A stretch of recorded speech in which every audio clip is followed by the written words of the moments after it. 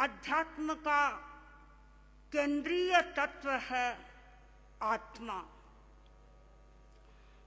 उसका स्वरूप परम विशुद्ध है और उस शुद्ध स्वरूप को उपलब्ध करने के लिए साधक अनेक सोपानों का आरोहण करता है।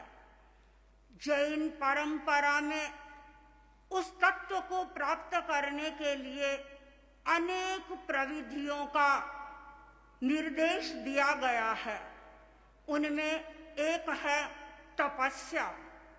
उसके दो भेद आगमों में उपलब्ध होते हैं, आंतरिक और बाह्य। बाह्यावृत्य आंतरिक तपस्या का ही एक प्रकार है। ठाणंग सूत्र में बाह्यावृत्य की परिभाषा देते हुए लिखा गया है, साधु साध्वियों को प्राशुक आहार, पान, औषधि, उपधि आदि के द्वारा सेवा शुश्रूषा करना बाह्यावृत्य है। बाह्यावृत्य का ही दूसरा नाम सेवा है। तेरापंथ धर्म संघ में सेवा का कार्य 3 प्रकार से किया जाता है। पहले प्रकार की सेवा है वह है व्यवस्थागत सेवा, जो सेवा केंद्रों में की जाती है। और आज ही आप देखेंगे परम पूज्य आचार्यवर सेवा केंद्रों में सेवा करने वाले, देने वाले साधु साध्वियों की नियुक्ति करेंगे और प्रतिवर्ष वहां पर सिंघाड़ा जाता है, सेवा करता है। दूसरे प्रकार की सेवा है वह है सापेक्ष सेवा।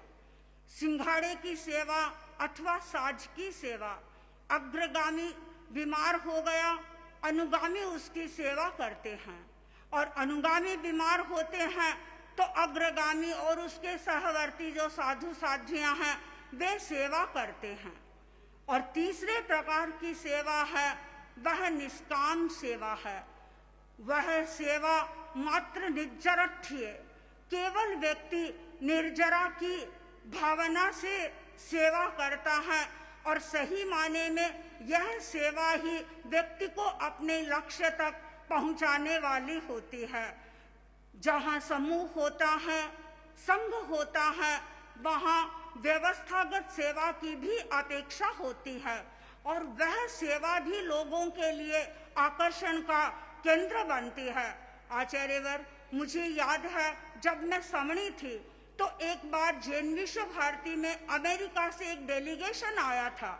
उसने जैन विश्व भारती का निरीक्षण किया, पारमार्थिक शिक्षण संस्था को देखा और उसके बाद में वे वृद्ध साध्वियों के केंद्र में पहुंचे। वृद्ध साध्वियों के जो केंद्र व्यवस्थापक थे उन्होंने उनको सारी व्यवस्थाओं की अवगति दी कि किस प्रकार यहाँ साधु साध्वियों की सेवा होती है। और उस समय में वहां पर प्रज्ञा चक्षु साध्वियां भी थी, साध्वी जसू जी वहां थे। और उसको जब उन लोगों ने देखा उनको बड़ा आश्चर्य हुआ। पहला प्रश्न तो उन्होंने ये किया कि क्या ये साध्वियां इनसे संबंधित हैं, क्या इनका कोई परस्पर में रिलेशन है। हमने उनको बताया ये इनका कोई रिलेशन नहीं है, ये हमारी इस प्रकार की व्यवस्था है जिस व्यवस्था में आचार्य साध्वियों को नियुक्त करते हैं।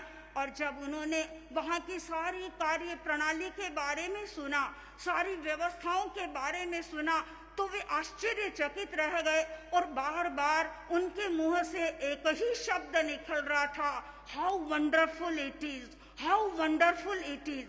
यानी उन्हें बड़ा आश्चर्य लग रहा था कि इस प्रकार व्यक्ति कैसे सेवा दे सकते हैं और किस प्रकार दूसरों को समाधि पहुंचा सकते हैं।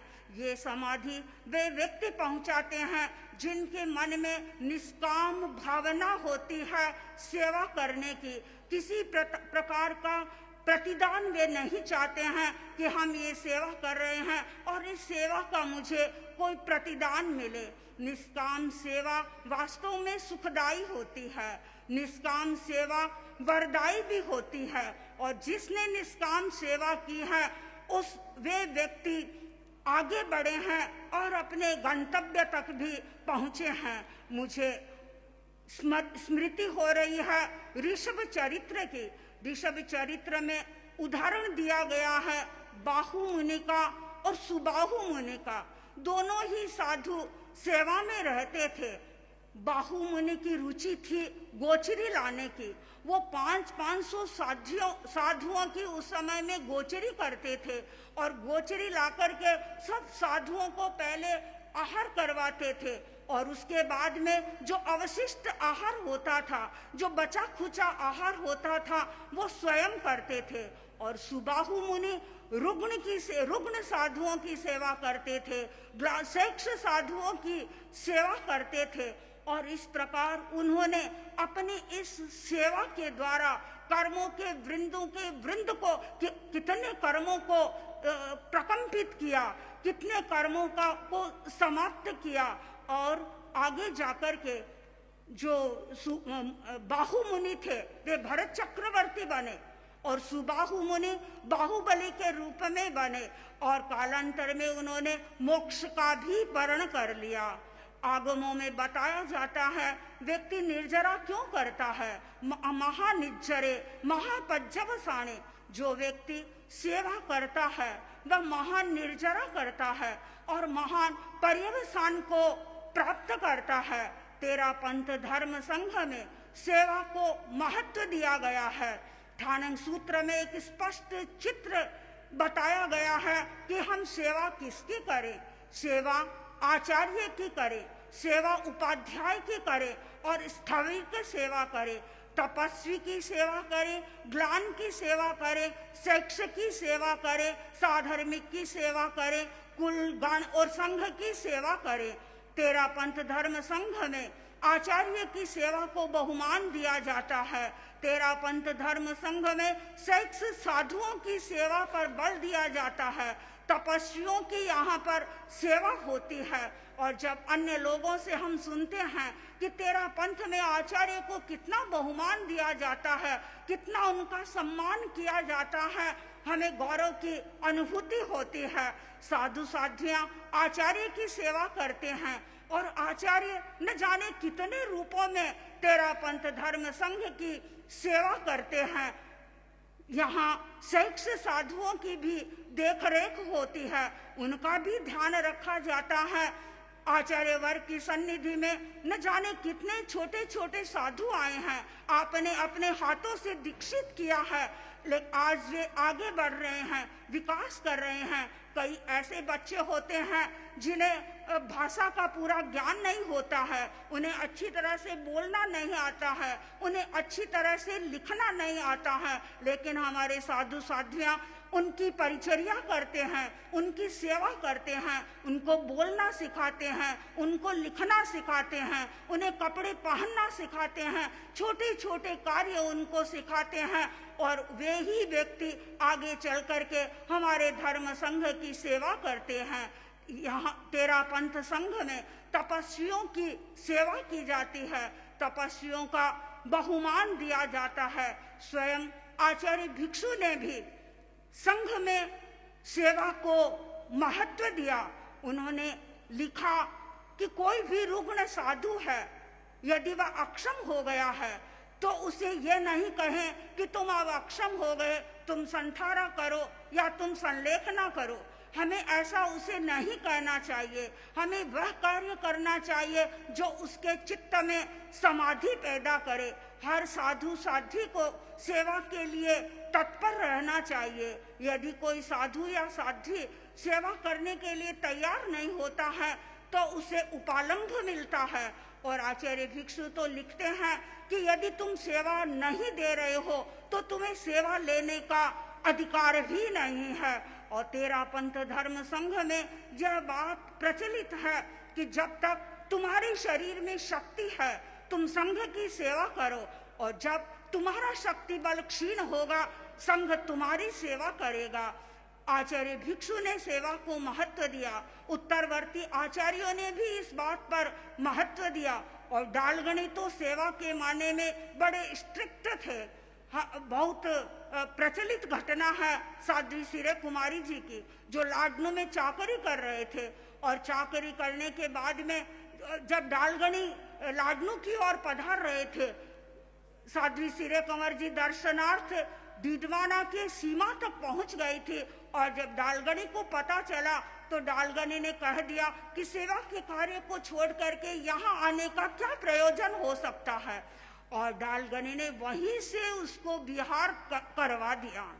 और उसके बाद हम देखते हैं कि कितने सेवा के प्रसंग हमारे संघ में आते हैं। आचार्य स्वयं सेवा के लिए जागरूक रहते हैं।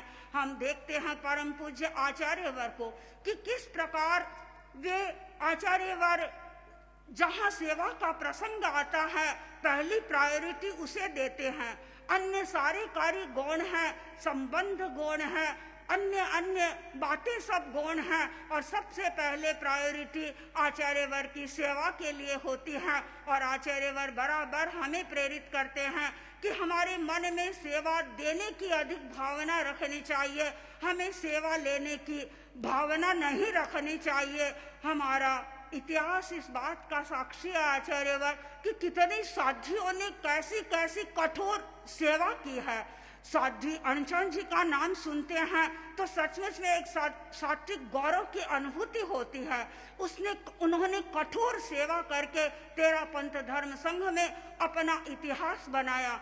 उस समय में साधु साध्वियां यदि रुग्ण हो जाते थे तो लाने के लिए व्हील नुमा कोई चेयर नहीं थी, कंधों पर उठा करके वे उन्हें लाते थे। और साध्वी अनशन जी ने 29 साध्वियों के इस प्रकार की सेवा की। और साध्वी सूरज कुमारी जी जो लाडनू में है, उनको तो वे जेतारण से ब्यावर लाए और ब्यावर से वे उन्हें लाडनू ले गए। यानी कितनी कठोर सेवा उन्होंने की है, कितना सहन किया है। सेवा करके और सहन करके भी वे आनंद की अनुभूति करते थे। जहाँ इस प्रकार की सेवा होती है वह संघ सचमुच में चिरजीवी होता है और वह संघ वास्तव में दीर्घजीवी होता है। 13 पंथ धर्म संघ इस माने में सचमुच में सौभाग्यशाली है।